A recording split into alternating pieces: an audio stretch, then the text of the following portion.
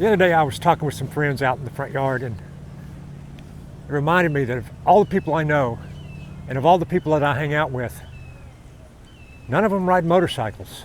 I don't know why that is.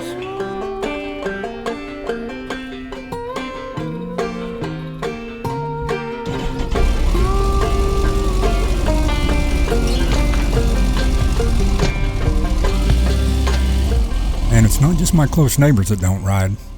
Even some of my lifelong buddies don't. My wife doesn't ride. Our girls don't ride. None of my immediate family rides, and none of my wife's family ride. And she's British.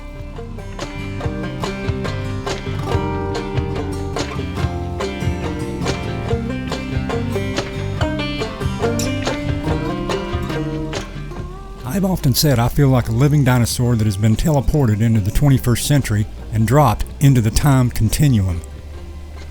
Part of that is the usual growing old and watching every societal trend and norm you grew up with being reformatted and overwritten like a old 3-inch floppy disk for the next generation. I get that. That's how it's been throughout history. But I think there's something else going on. I feel like many of the people my age have just taken an exit off life's highway and are headed off in a different direction than me.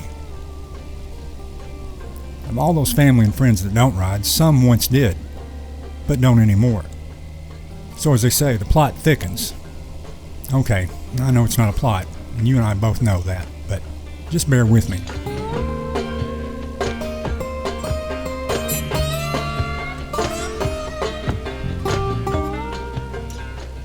I don't mind non-riders, but it's those that have that special inkling to tell us, that we're in danger.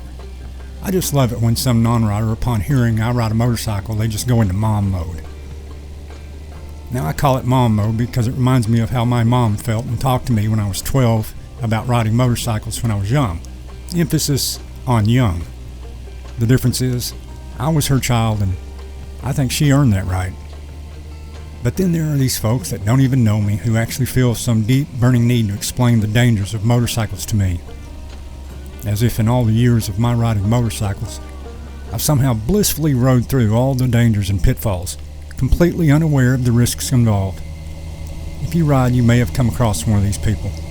It's best just to move on along if you can. But in the event that one starts its bloated self-important pontificating ritual, just let it happen and be sure to have a shocked look on your face as if you had no idea. This should quickly de-escalate the problem.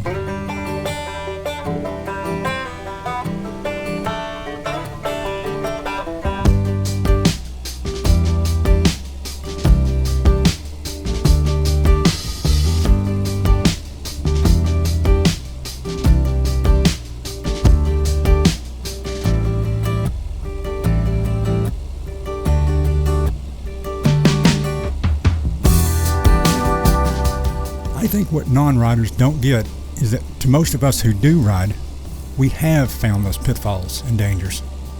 Many of us have experienced wrecks or falls of some nature or are close to those who have.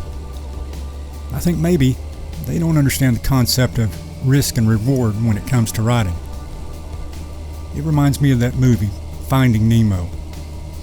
And these two fish have to swim right through a sea of jellyfish. One isn't bothered.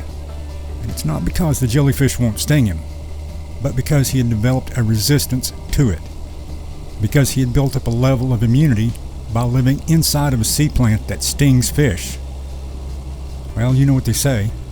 That which does not kill you only makes you stronger.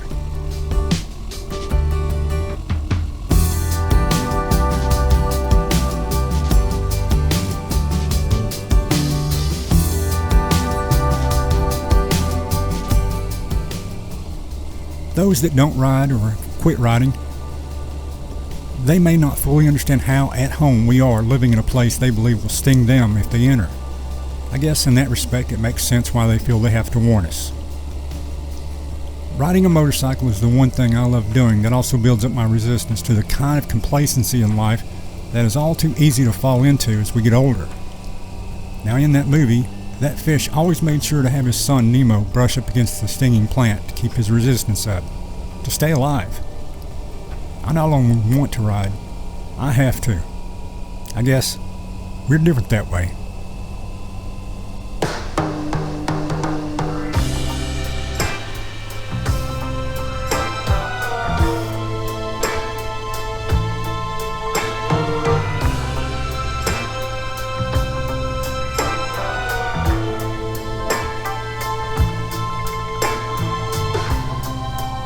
My brother, who is 2 years older than me, taught me to ride, for the most part.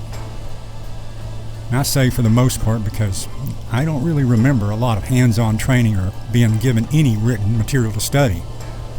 It was more of a 25-second loose dissertation about various controls. It was like, there's the shifter, it's 1 down and 4 up, that's the clutch, there's your front brake, down there's the rear, and this is your throttle. Just let the clutch out slow and don't stall it. And that was the extent of my training. Welcome to motorcycles. And to be fair, I could ride a bicycle, so I guess I had that going for me.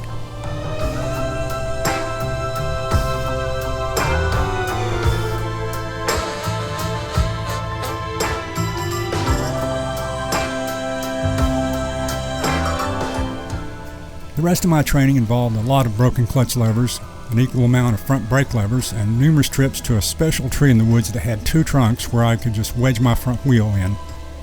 See, after a crash, it was a perfect way to hold the front tire and twist the handlebar straight again. Yeah, I visited that tree a lot that year I learned to ride.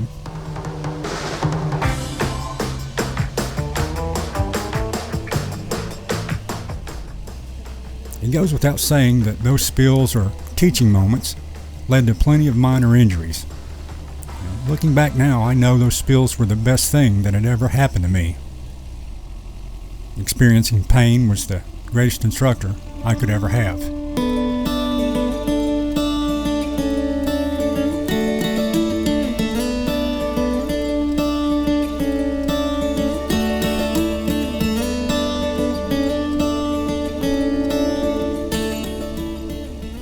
To me, the key to learning to ride was the ability to experience those teaching moments in small doses.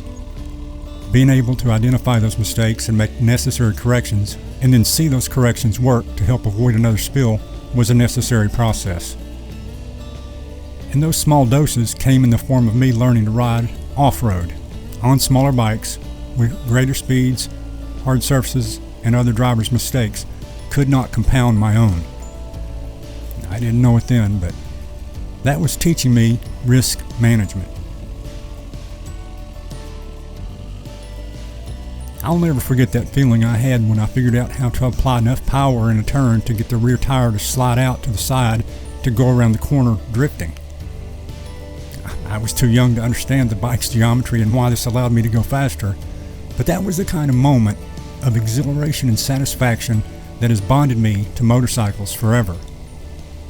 Now that I'm older, the moments of satisfaction I seek are different, but the rewards are very much the same. I think the difference is in how I manage or eliminate the risks to get those moments.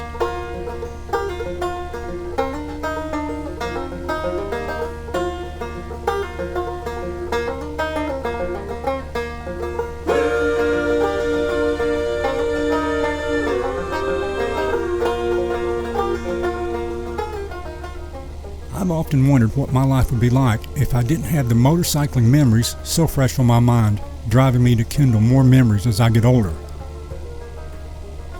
What might I have replaced them with? Is there a possibility of replacing them? I don't think so. Not for me anyway.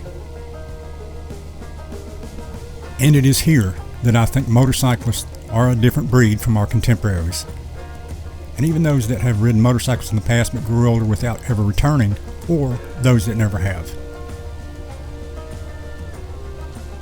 Something about riding a motorcycle must have affected some of us different than others. So much so that the thought of never riding again, given all the risks and dangers inherent in riding, seems unimaginable.